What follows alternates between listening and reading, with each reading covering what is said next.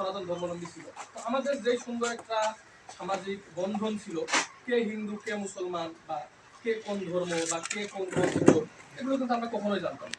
এখনো পর্যন্ত আমার সবচেয়ে কাছের যে বন্ধু বান্ধব বা সবচেয়ে কাছের যে কাকা কাকি বলি, আমরা কাকিমা বা কাকু যেটাই বলি, আমার সবচেয়ে গ্রামের এখনো পর্যন্ত সেই সনাতন ধর্মাবলম্বী।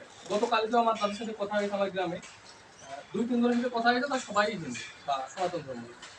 তো এটা বললাম এই কারণে যে এখন আমরা চারিদিকে দেখি যে কি মারামারি, সামাজিক মূল্যবোধের অবক্ষয় বা ধর্মীয় যে মূল্যবোধের অবক্ষয়, কখনো কোনো ধর্মে কোনো সাম্প্রদায়িকতা বা সাম্প্রদায়িক অসম্প্রীতি কিন্তু বলে না।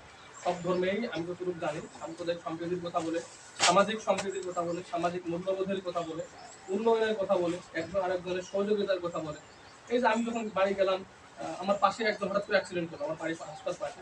তো আমরা কিন্তু প্রথম কিন্তু আমরাই গেছি, আমরা কিন্তু গিয়ে দেখিনি যে সে কি হিন্দু না মুসলমান, একটু দেখি তো, এটা দেখার সুযোগ নাই।